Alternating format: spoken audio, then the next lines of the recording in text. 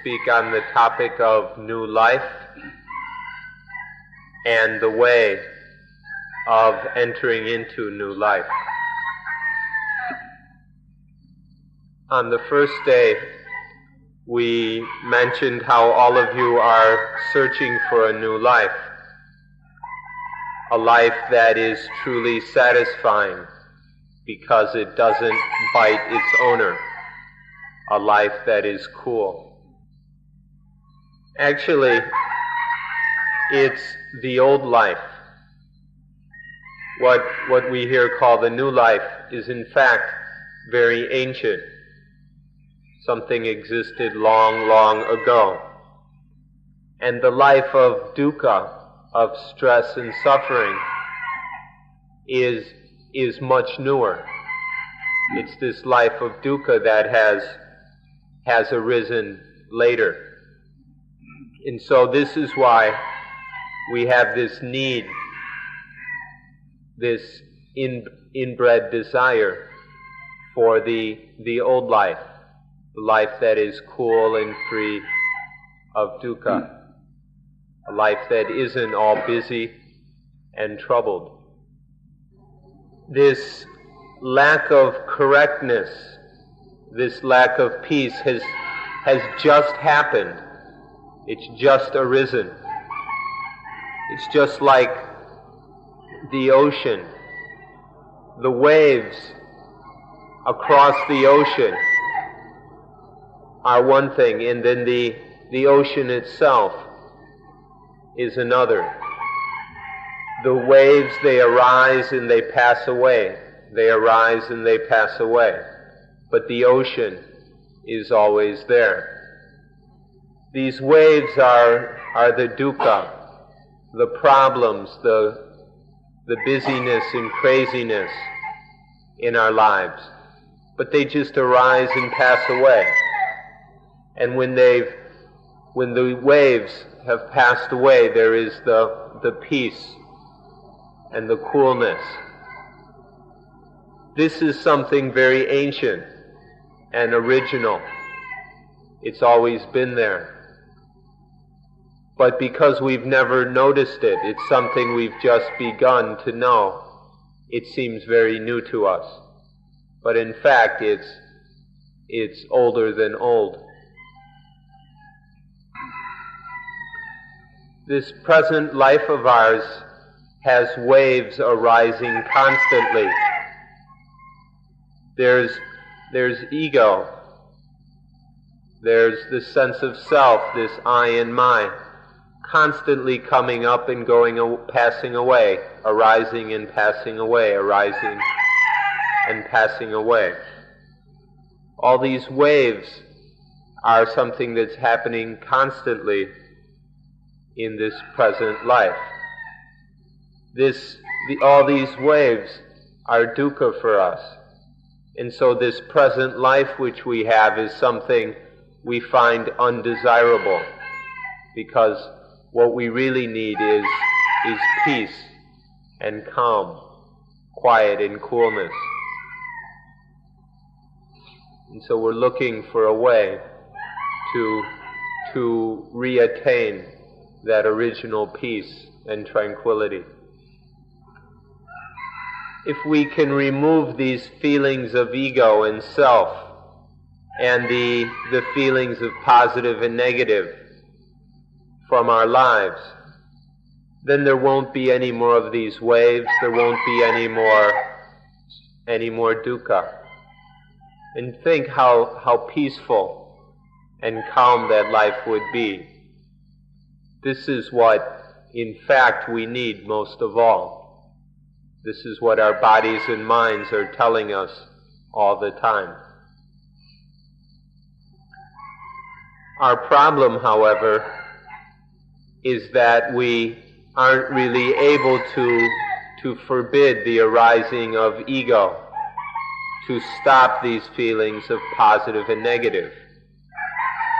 This is because we don't have the knowledge and understanding we need to stop these things. So then our way of practice needs to be able to restrain and keep these feelings of ego, these feelings of positive and negative, under control. And then we steadily proceed until we can remove this ego and all this positive and negative completely. First we need to restrain, to hold it in, or to keep it under control, and then work on eliminating it completely. The waves are newly arisen. They're not the same as the water.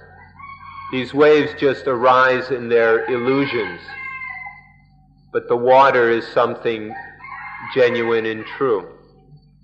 It's the same with the mind. These concepts and feelings of ego and self, of positive and negative, these are new. If we can get rid of them, if we can prevent them, then there is just the mind. There is just peace and tranquility. And then there is what we can call true life. Take away the waves and we have true, real water. Let go of all these egos and positives and negatives, and there is true life.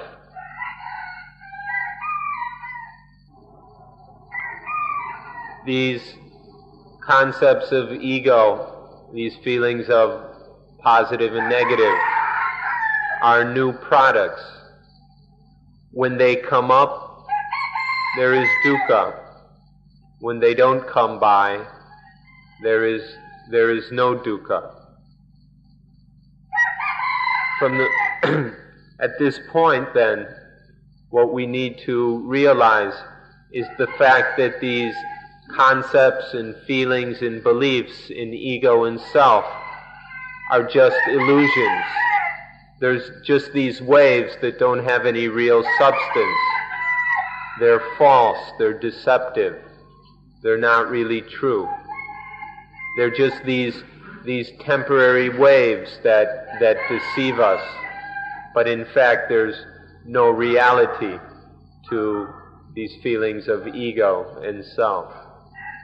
We need to understand this from the start. When we say that there's no real self, we need to understand that in most creeds, in fact most psychologies as well, and most religions, they believe very firmly that there is a self. But this idea, belief, teaching that's found all over the world, that there is some self or soul, Atman, higher self, or whatever we wish to call it, this idea, this teaching is not Buddhism. We should not confuse the belief in a self or soul with Buddhism. The fact that there isn't any real self, this is what Buddhism teaches. This fact that there's no self, the fact of selflessness, is a permanent, lasting truth. There is no permanent truth to the idea of self. If we observe, we can see that the self is just a concept or a feeling that arises from time to time, temporarily. It has no lasting substance. You can't find any real truth in it. This is what is understood in Buddhism. The famous phrase of Descartes, cogito ergo sum, I think, therefore I am. This cannot be taken as true.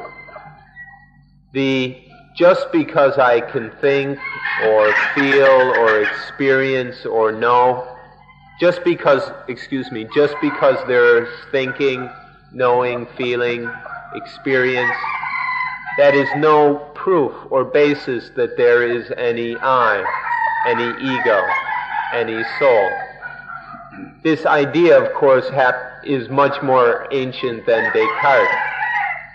It's been talked about for thousands and thousands of years, where human beings, just because there is some movement in the mind, thought, feeling, whatever, this is assumed to be I, to be self, to be soul. But we can't really take this as being true. There's no way we can take these activities of mind, these thoughts and feelings, as being any real self. They're just products of various causes and conditions. The eyes, ears, nose, tongue, body, and mind come into contact with sights, sounds, smells, tastes, touches, and mental objects. From this coming together, there is a production in the mind. Feelings, thoughts, and so on arise. But none of these have any absolute reality. They're just temporary manifestations of mental activity. They're just momentary phenomena. They arise and pass away. There's no real substance to them. There's no absolute reality or truth to them. And so in no way can they be taken to be a self. And so all these manifestations of mind, thinking like this, thinking like that, these and those feelings, are just these momentary activities. They're new states of mind. And all of these kinds of mind have no absolute substance or nothing about them that can be taken as I or mine.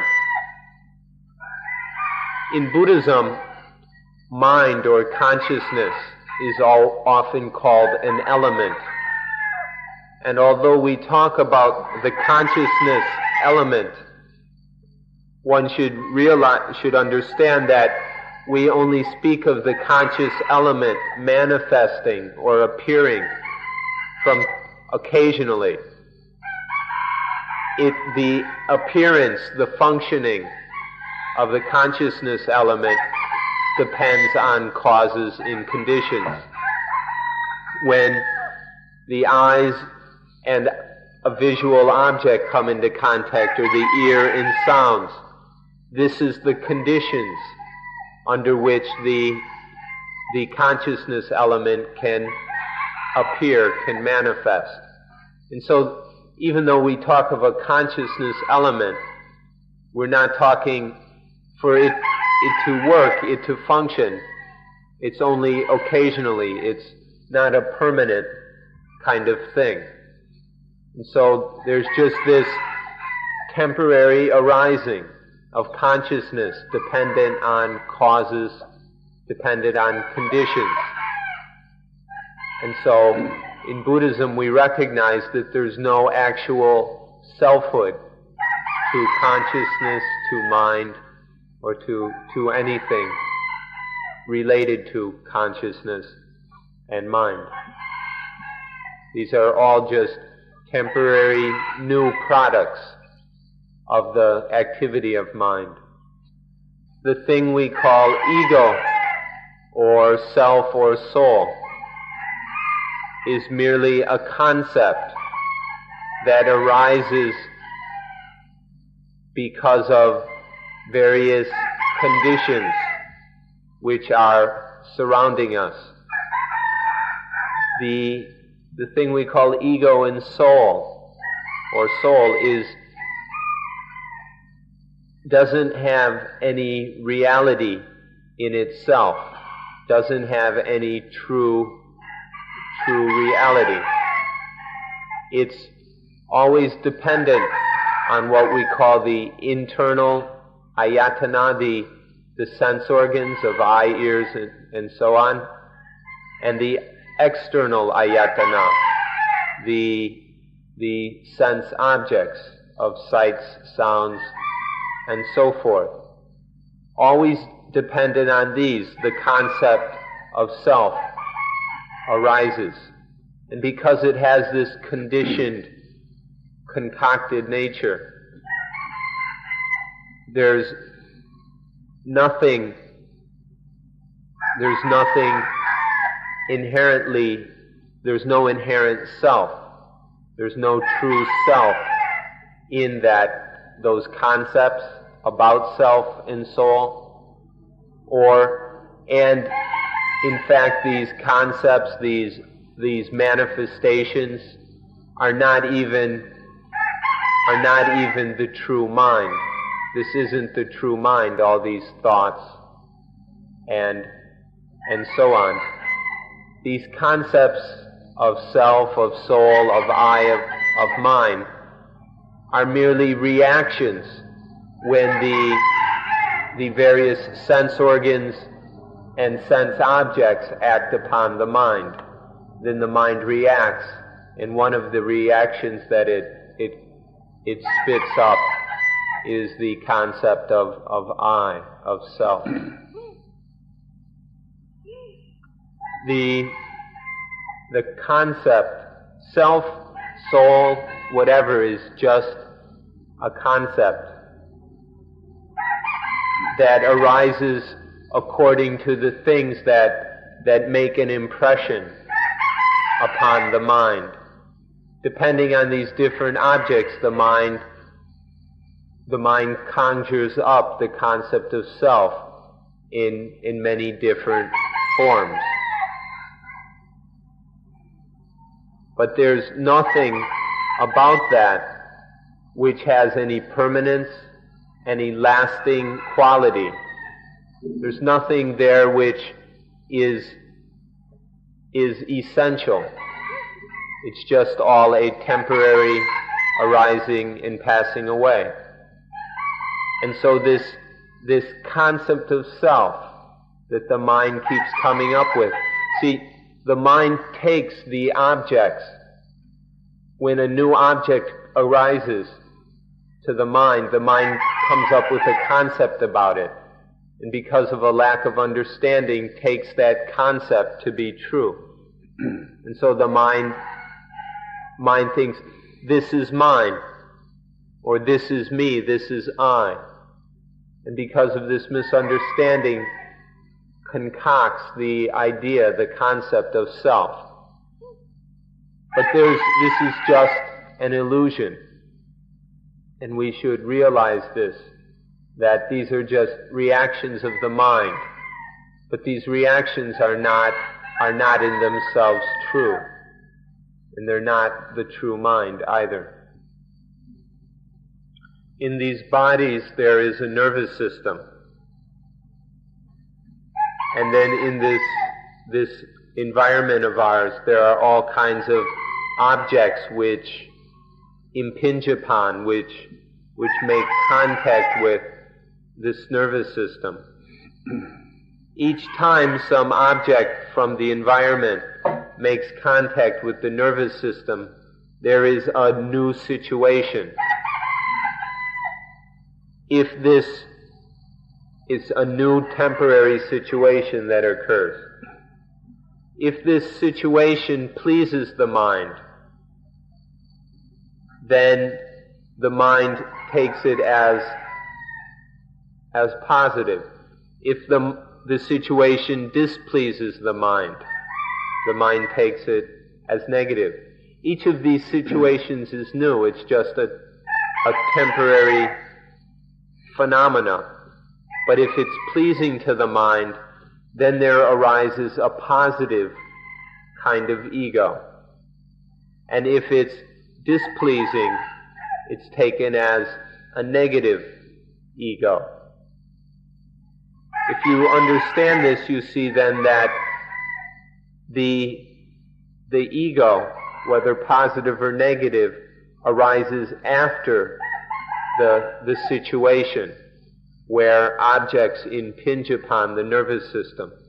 They're just these situations, and then there arises different forms of ego dependent on these situations.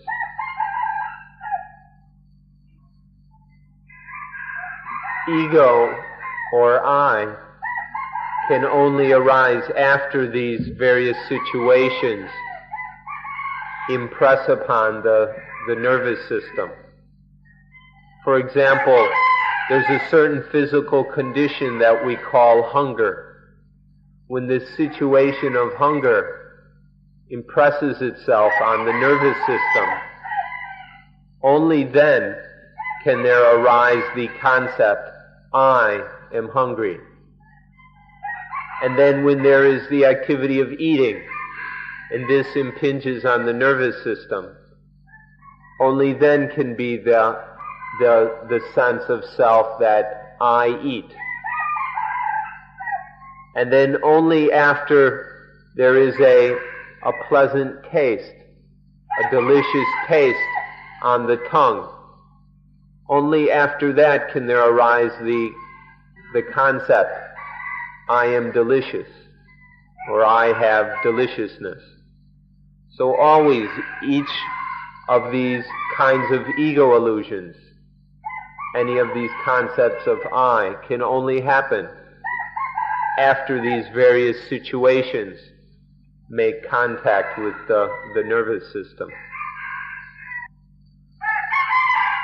Now, this may sound illogical to many of you. What we're saying doesn't fit with the common logic that people have. But we can't depend on logic. We can't assume that logic is true. We have to look and see what actually happens, to see what the reality is. We can't just use logic to think about it. The reality is that mind is an element, and there are all these elements surrounding the mind, and when these various elements, such as eye elements and sound elements, when these act upon the mind, then mind manifests, and there is activities of mind. The mind reacts to the various situations with thoughts, with feelings, and all the other kind of mental activities. These are just reactions of the mind. They have no independent reality. They aren't any selves. So all of these are just products, just reactions of the mind, and then the concept of I, of ego, is just another reaction of mind. This may be difficult for you to understand. It may not fit with our ordinary assumptions. It may sound strange to us that the doer comes after the doing. Our assumption is that there first must be a doer in order for there to be any doing, or there must be the actor before the activity. But the reality, logic isn't as important as the reality itself, is that first there is the activity, then there is the actor. There's the acting, and only after there's the acting can there arise the actor. Logic, philosophy, speculation cannot be depended on. When we're dealing with something as subtle and profound as this, just you can think about it as much as you want, and that will never show us the truth.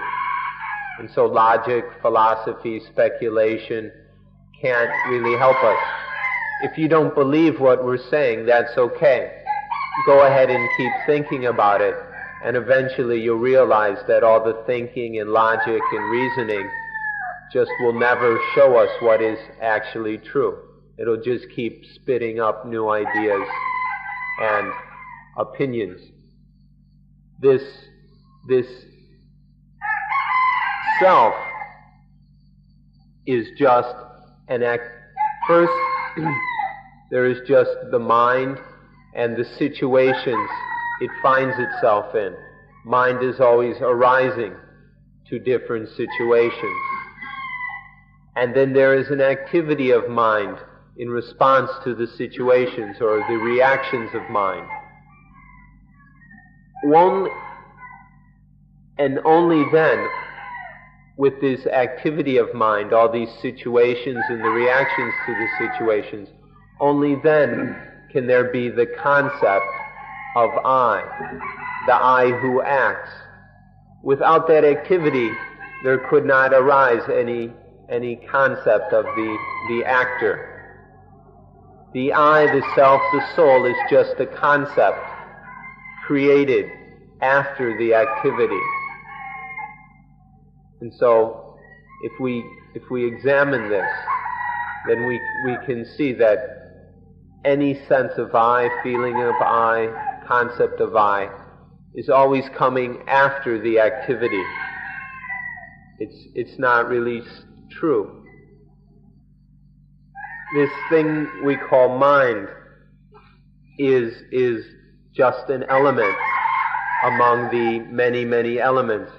Of course, this thing really exists. This mind element really exists. But it's one of many, many elements. This world is just full of elements. For mind to function, it can only do so. For the mind element to function, it can only do so dependent on the other elements. By the way, when we use this word element, it's a rather poor translation of a Pali word dhatu. And in this word there's also a sense of potential. They are potentials that either have manifested and are functioning or are dormant, have not yet manifested. So these elements or potentials to manifest, to function, to act, can only do so when they come into contact with other elements. So when various elements come together, then there is an activity, some function.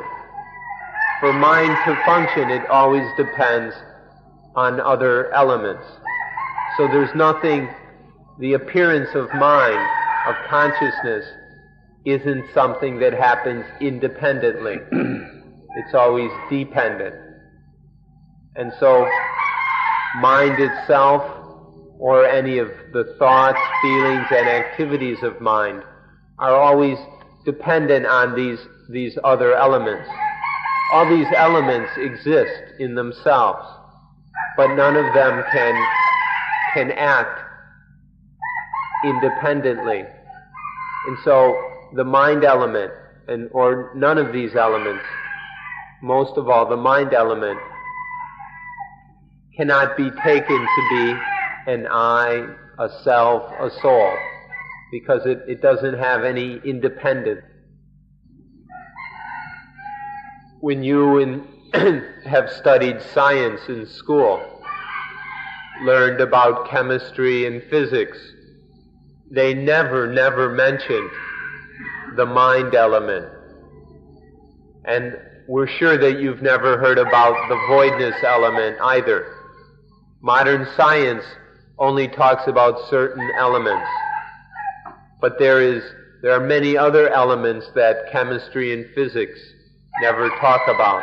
The mind element, the voidness element, and a number of others. In Dhamma language, however, in Dhamma, the mind element and the voidness element are very important. All of these elements exist and are functioning within our lives. But to function or for any situation to occur, for any experience, mind element and other elements must come together, must meet and then function together. Then there is some situation happening. So to understand that all of our experiences, all the situations of our lives are just made up of these elements, but that these elements which make up all our experiences are not independent. They're always interdependent. This can help us to understand the nature of our reality. So in short, the concepts of soul, concepts of self, of I, of mine, and whatever don't really exist. Self, soul, I, ego, mine don't really have any truth. They're merely the products that arise when various elements get together. When, through the coming together of elements, the mind element is concocted to think, to conceive, to perceive in various ways. And so when the mind element is concocted in certain ways, with certain conditions, then it conceives of the self, the soul, the I. These are just products arising out of this concocting of the mind element. Now, although, and nothing about that can be taken to be self, soul, or whatever.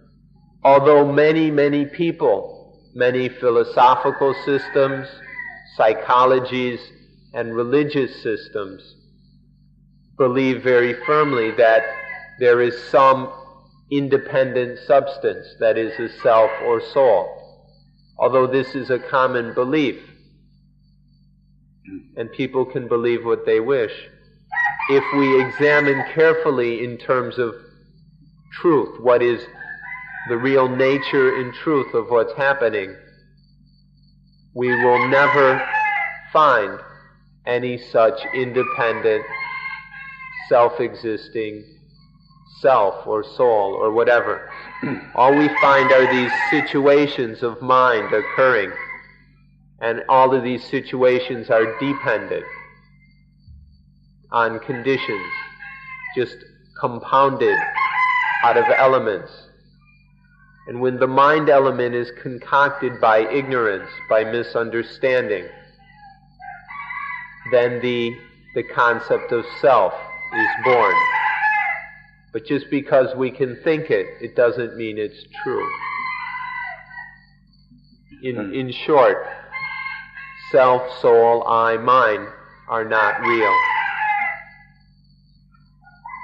In the development of Indian philosophy, there eventually came about what are called the Upanishads. And in the Upanishads, in the religious philosophy of the Upanishads, it talks about the Atman. The Atman was their name for the self, which inhabiting each life there was a self, or very much what Plato and many Christians following Plato called the soul. And then supposedly this Atman, when the body died, this Atman would go and be reincarnated. Reincarnate means to take on a new body. The Atman would get a new body, and that body would die, and the Atman would go and get another body. And this process went on and on and on, the Atman reincarnating over and over again. At the time of the Upanishads, this was the highest teaching in India. A few hundred years later, while this teaching was still very strong and dominant in India, that there was some kind of Atman, being born and reincarnating over and over again. The Buddha appeared. The Buddha arose in the middle of a culture dominated by this teaching. But the Buddha taught something different. The Buddha taught, based on his own experience, that there was no self. This Atman did not really exist. And so he taught non-Atman or not Atman. And then this is the genuine teaching of Buddhism, that whatever we call it, Atman, self, soul, I, ego, whatever, in whatever language, it doesn't really exist. It's just a concept concocted by ignorance. However, this Hindu teaching, back then they didn't call it Hindu, it was Brahmanism. It's now called Hinduism. This Hindu teaching from the Upanishads spread all over Asia, including to Thailand. And then Buddhism came later. To much of Asia, Buddhism came after these Brahmanistic teachings of the Upanishad. And so nowadays we find this situation that many Buddhists misunderstand Buddhism. People who call themselves Buddhists foolishly mix up non-Buddhist teachings in with what they call Buddhism. And so there are many foolish Buddhists who believe in this idea of reincarnation, of this self or soul that gets reincarnated. Or some of them don't use the word reincarnation, they use the word rebirth.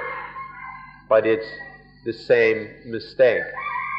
And so please be very careful. Many foolish Buddhists have made a mess of Buddhism by dragging in things that are not the Buddha's teaching. So one has to be very careful to always see this fundamental teaching of the Buddha that everything is not self, not Atman, and to not get misled by people talking about things getting reborn or reincarnated. This is just part of the situation we live in, where people are always prone to misunderstanding. Please distinguish clearly and absolutely between the belief that there is an Atman, soul, and the belief that and the teaching that there is no Atman. There's of non-Atman, not self. There are these two fundamental understandings. Please distinguish between them. The genuine Buddhist teaching is that of not self, not Atman, not soul. Now, most people just go with their own instinctual feelings. And in Christianity, this subject has not been examined carefully. Christianity has not analyzed it very much. And so, in Christianity, for example, things are talked about in the ordinary terms that everybody already believes. Most people assume that there is a self or a soul.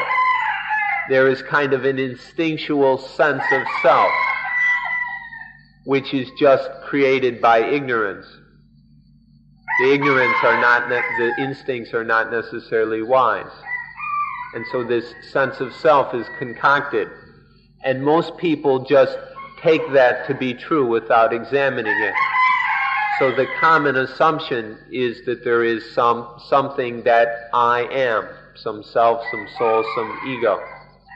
And Christianity has just gone along with that and tried to make it better and better. But in Buddhism, if we're interested in Buddhism, the only real issue is that of dukkha and the end of dukkha. And so Buddhism goes deeply into things until one can see that there is in fact not self. There is nothing that can be called a self. And seeing this, dukkha can be eliminated. Seeing that there's no positive, no negative. This is how Buddhism goes much deeper than the common understanding. It goes much deeper beyond self, beyond positive and negative. And this is how Buddhism eliminates suffering. You may be surprised when we tell you that in Buddhism we consider ignorance to be just another element. The ignorance element is just another element like all the others. But it's an element that's all over the place. It's ubiquitous. It's everywhere in the atmosphere, the universe around us. And so when the body and mind are in some situation, when the various elements of body and mind are coming together in a situation, this ignorance element is always kind of there, ready to come in and go to work. So whenever body and mind start to function, the ignorance element can come in and then concoct that function of body and mind with ignorance. And so if the ignorance element influences or works in the mental functions, the mental processes, then there is the conception of ego, of positive and negative. But this is just an element. It's not something eternal or lasting. Ignorance is not I or mine. It's just an element that can get involved in the functions of life. So in any ordinary day, every time the eye makes contact with sights, every time the ear and sounds make contact, the nose and smells, the tongue and tastes, the body and touches, and the mind sense and mind objects. Any time these normal functions of life occur, the ignorance element can enter in. The ignorance element can work upon these things. We call this avijja dhatu, the ignorance element or the element of ignorance. And it could enter into any of these experiences and activities of life. And then when this ignorance element works upon consciousness, then consciousness or mind comes up with concepts of I, of self, of positive and negative. Now when the sense organs and sense objects are functioning, ignorance element keeps coming in. We aren't able to stop it. We aren't able to prevent against it. So then ignorance keeps concocting the concepts of ego, of positive and negative. However, there is another element which we call vicca dhatu. The ignorance element is avicca dhatu. But vicca means right knowledge, insight, wisdom. You can even use the word enlightenment. So vicca dhatu we could call the element of right knowledge, the element of enlightenment. If normally we don't have this vicca dhatu, and so the ignorance element is always able to do its work. and concoct the mind. But if there is the Vicca Dhatu, if the Vicca Dhatu manifests, appears, then it prevents the functioning of the Avicca Dhatu. In simple terms, if there is a glimpse of truth, if there is a glimpse of truth, that glimpse gets rid of ignorance. And so then in that moment, the mind is not concocted by ignorance, by stupidity. And then in that moment, no concept of I, of positive, of negative, is concocted. But normally, this isn't the case. Ordinarily, for most human beings, it's the element of ignorance that is functioning. Ignorance is just an element. And like any other thing, ignorance arises momentarily. The belief or the teaching that many Buddhists propagate incorrectly, that ignorance is there all the time, this is incorrect. People are always implying that there is ignorance in the mind constantly, all the time. They turn ignorance into they try to turn ignorance into some permanent thing that's always in the mind. That the mind is always ignorant. This is completely incorrect. The ignorance just arises momentarily in the mind, depending on conditions. It is correct, however, to say that the element of ignorance is always there, ready to come in, ready to influence the mind. But ignorance is not in the mind all the time. It just arises momentarily. This is a fundamental fact in Buddhism, that phenomena, including ignorance, arise momentarily and cease. They arise and cease, arise and cease, arise and cease. They don't exist permanently. They don't have any permanent, lasting existence. Now this ignorance element is always ready to come in, and it's given the advantage.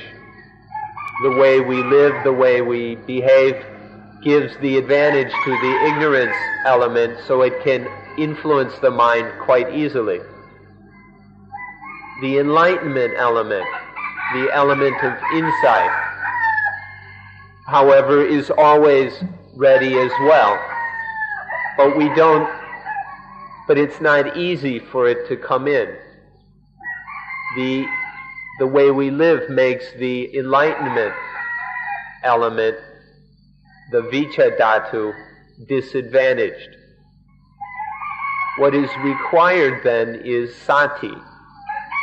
With sati or mindfulness, it's possible to bring in the enlightenment element. Without sati, ignorance is free to come in. The ignorance element is free to concoct the mind, but with mindfulness, attentiveness, carefulness, then the enlightenment element can function. And so this sati is the necessary condition for bringing in wisdom, bringing in correct knowledge. So sati, you've probably noticed, is the last part of the word anapanasati, mindfulness with breathing. And thus mindfulness with breathing is the way to new life. Through mindfulness with breathing, sati, first of all through mindfulness with breathing, the Vicca Dhatu is developed. One gets much more familiar with it, experienced in using the Vicca Dhatu, the element of enlightenment, and Sati, which is just another Dhatu as well, is developed. And then Sati creates the opportunity for wisdom and insight. And so Anapanasati, by developing these, is the way to new life.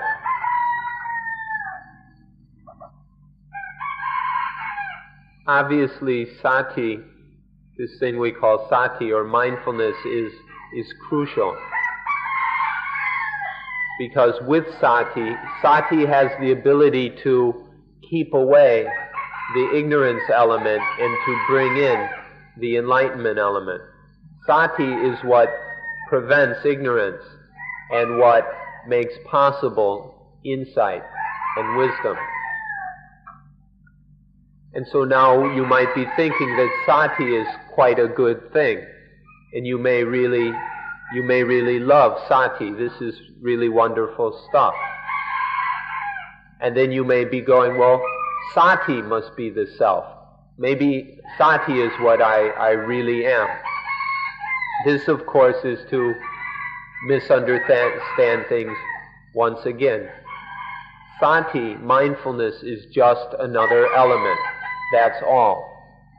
There's no way that Sati can be I or mine. It's just an element arising dependent on conditions. There's no way it can be I or mine. This may be sounding funny to you, but in Buddhism, everything is just elements. Everything are merely dhatus. Dhatus, remember, isn't just... Element in English can mean just the smallest bit of something. But the smallest particle of something. But dhatu doesn't mean the smallest particle. It just means the fundamental building blocks, which are much more like potentials, which appear or don't appear. In Buddhism, everything are just dhatus, and dhatus come together, function, and this appears, and they function, and this appears, and they function, and this appears. Sati is just one of many dhatus, and so we can't take it to be I and mine, because in no way can it be independent.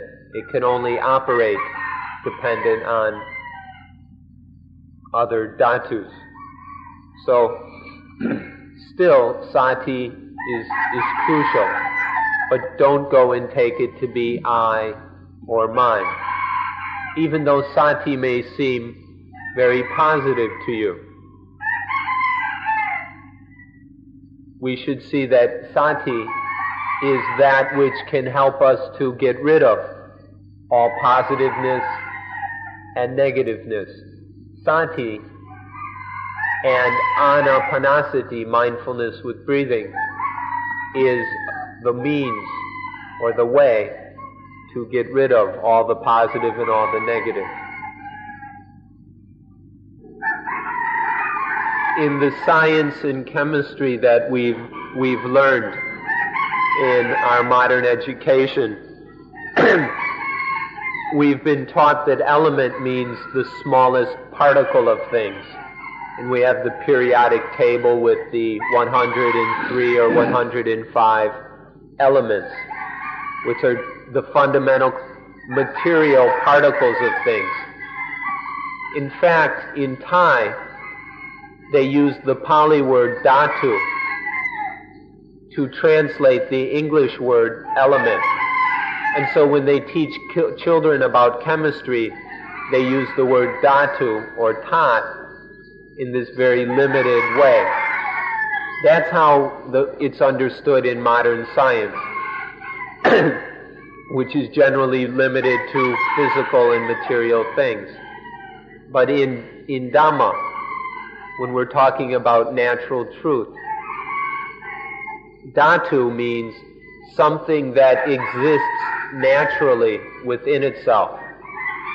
Things that exist within themselves, maintain themselves, or let's just say that exist naturally within themselves. We could translate it as natural essences, or natural elements. But they're not anything, they're natural. They're not I, they're not mine. They happen naturally. They can't be possessed or owned or controlled by any ego or self. So if this is how we should understand the word dhatu, naturally existing elements, natural essences that exist by and of themselves. No one or nothing can control them, own them, be them, possess them. If we understand this meaning of dhatu, or element, then we can see how everything are elements. Everything are just dhatus, naturally occurring dhatus. The body, the physical part of life, is just elements, merely these dhatus. The mind, consciousness, is merely dhatus, these naturally existing essences. And then even the spiritual part of life, the spiritual are just elements. Although the spiritual is much more subtle, it's still merely dhatus, these natural essences which exist in themselves. Everything is made up of are just dhatus. And so when anything that's just dhatus, none of that can be taken to be I or mine. It's just these natural essences. There's no I, self, soul, mind, ego, or any of that. Even higher than that, or beyond, even further than that, we can say that all these things that are concocted are just elements. When we say everything is just elements, there are these concocted elements. There are these things which can be concocted and which are concocted. These are all elements. And that which is unconcocted, which can never be concocted, which is completely unconcoctable, that too is an element. Or what is called phenomena are just elements, these natural essences. And that which is called noumena, the noumena, is also just a natural essence. Everything are just these dhatus.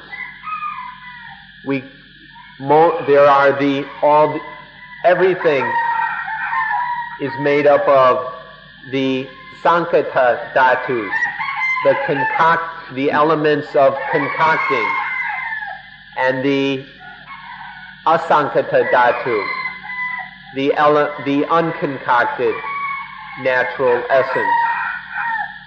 So everything are just dhatus. There's nothing that can be taken to be I or mine. Please forgive us if anyone here is a Christian or Jewish, but we have to say that even God is just a dhatu. There's just no exception to the fact that everything is dhatus. Whether Satan is just dhatus, God is just dhatus. Everything are just these natural essences. Whenever one has this understanding that everything are just these natural essences, these natural dhatus, whenever there's this understanding, then one has a tammayata. One understands a tammayata. At the present time, we don't have a tammayata. We don't understand this. At the present moment, we're generally ignorant. We misunderstand things. And so we don't see that everything is just natural elements. And so one ought to be very careful to realize that if the way we see things now is incorrect. And so therefore, the way of seeing, the way of understanding that is the opposite of how we see things now, that's what's correct. To see things completely differently than we see them now is correct. In the Pali language of the Buddha, this is called anyata, to be completely different, completely opposite. To see things as completely opposite, and to see everything completely differently from the way we see them now, is to see that everything is just these natural essences, these dhatus. Now, our understanding is incorrect. We misunderstand just about everything. Although this misunderstanding is just arising and passing away, dependent on conditions. But almost all the time, we take this body to be something permanent, to be mind. We take the mind to be permanent, to be mine or me. We take the thoughts to be permanent, to be mine. We take happiness to be permanent. We take it as mine. We take pain as permanent and mine. Every time one of these phenomena, body, mind, pain, dukkha, happiness, whatever, once any of these phenomena appears, it is immediately misunderstood to be permanent and to be mine, to be self, to be me or mine. So in this way we're taking, but we don't realize this. We keep doing this. The mind keeps getting concocted by the ignorance element, but we don't realize it. We're not aware of it. And so we take that which is untrue as the truth. Although we take this misunderstanding as the truth. And so we need to see things in a completely different way, to see that our present understanding is incorrect, that seeing everything as being permanent is false. Everything is impermanent. None of it is I or mine. We need to look at things in this completely different way. Now, when we talk about the truth and untruth of things, there's a few things that can be a bit humorous and amusing. So you'll have to listen very carefully, because we have to be careful about such things. Everything has its truth. Everything has its truth. In untruth, in fact, there is truth. There is a reality to untruth. So that when we have our misunderstanding has a truth to it. There is truth in non-truth. There is truth in untruth. But we go and take the truth as of untruth as our truth, and this deceives us. If we take the truth of untruth as the real truth, this is deceiving, it's a false truth. But this is what we're doing. In the positive, in the negative, in happiness and sadness, there is a truth. But this is a kind of truth which is a false truth. or it's a truth that doesn't do us any good. It doesn't really help us. We need to find the truth of truth that is really true and that doesn't deceive, which isn't false. There's the truth that is genuinely beneficial, and then there are in everything there is some truth, but there is the false truth that isn't any good, the truth of untruth. But then there's the real truth, the truth of truth, which doesn't deceive, which isn't false, which is truly beneficial. We call this kind of truth the Ariya Satya, the noble truths. Or Ariya literally means that which has no enemies. So it's the enemyless truth. This is the truths that lead, the truth that leads beyond all suffering, that transcends all suffering, that ends all suffering. This is the truth that is truly beneficial. To put it simply, in lies, there is the reality of the lie. There is the truth of the lie. In anything that isn't true, there is the truth of that untruth, or the truth of that, the reality of that untruth. If we see the truth of everything, if we see the truth even in untruth, the reality even of untruth, if we can see this, then we will understand truth completely, thoroughly. The truth of people who are still influenced by ignorance is called relative truth, Samuti Satya, the truth of assumptions and suppositions, the relative truth.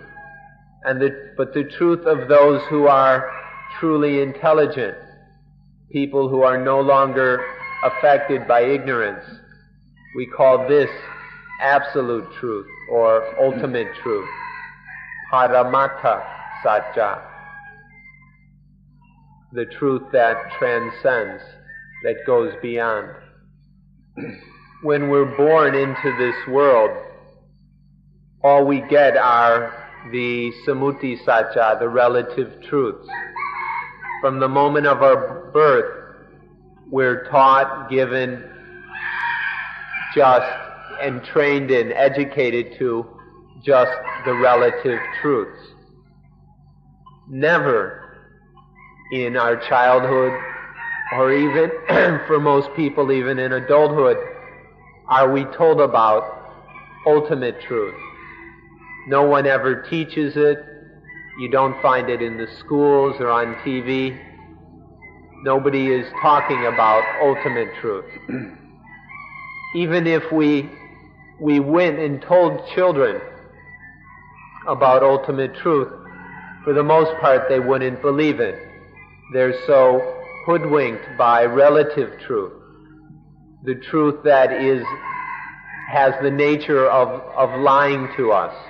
In relative truth, there is always the lie hidden within it. But now all of you have lived life long enough. You've spent enough time with relative truth. You've had enough experience with relative truth that you ought to be ready to hear some ultimate truth. So the time has come to hear about the ultimate truth, the truth that doesn't deceive in any way. It's about time that you heard at least a little bit about ultimate truth, absolute truth. If you tell your children that deliciousness and foulness are equally hassles for us, they won't believe it. If you say that things that taste good and things that taste bad are equally difficult, they won't believe it. Or to say that beautiful and not beautiful are equal problems for us, they won't believe it.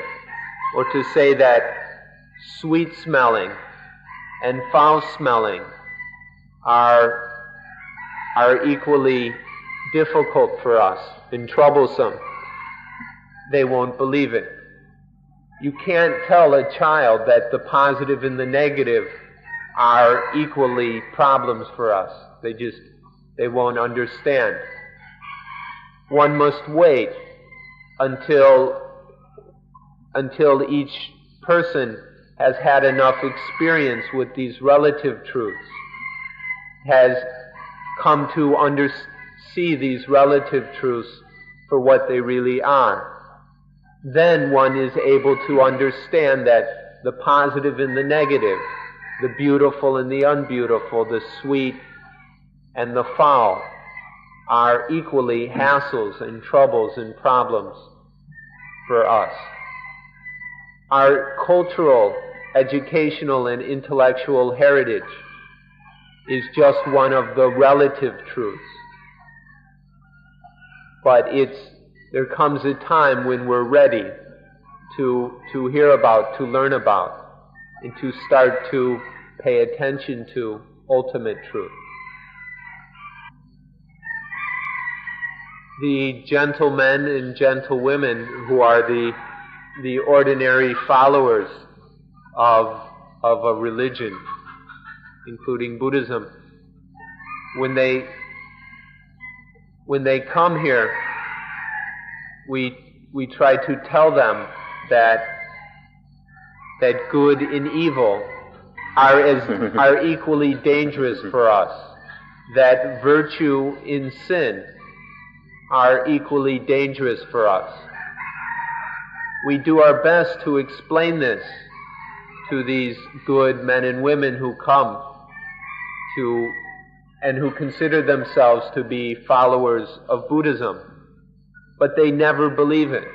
They just won't believe it. They can't understand it, and they don't believe it.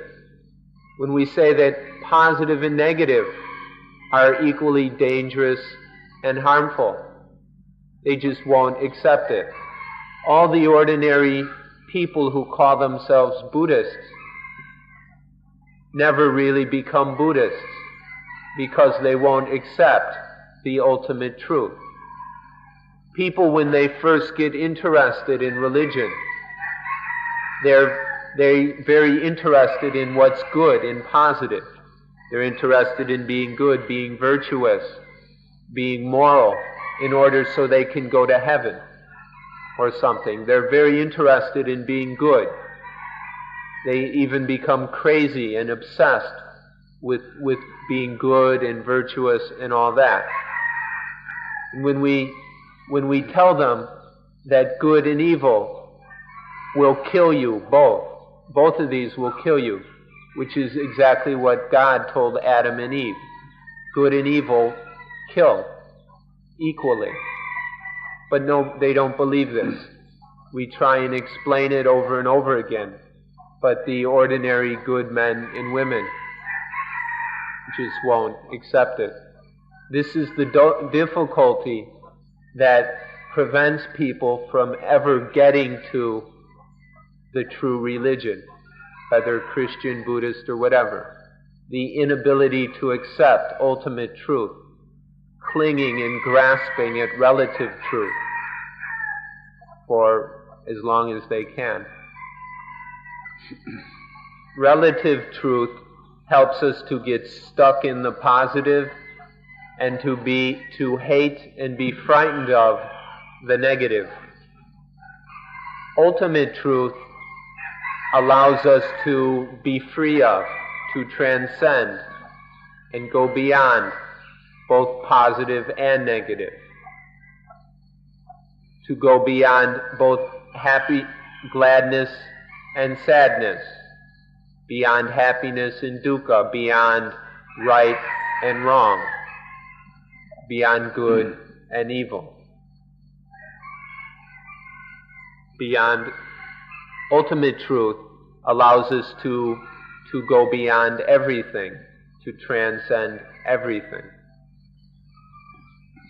In relative truth of ordinary common people, there is happiness and suffering. And when we tell these ordinary people that there is something beyond happiness and suffering, that one can live completely free of happiness and suffering, they're not at all interested. They say, what's in it for me? What good is there in being beyond happiness and suffering? This shows that they're still stuck, still obsessed with happiness, with the positive. And so we tell them there is a happiness which is beyond happiness. Real happiness is beyond happiness. If we speak in relative terms, we use the word happiness. If we speak in ultimate terms, we use the words the end of dukkha.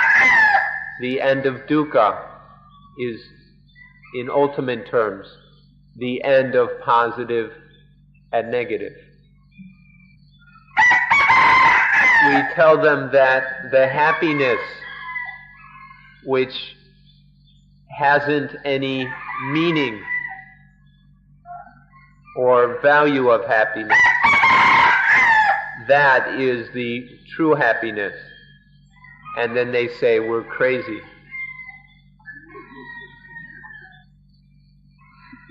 When we have ended the stupidity of self, of soul, of I and mind, then happiness and suffering end. All happiness and all dukkha end. And then the positive and the negative end. And we're beyond all problems and troubles.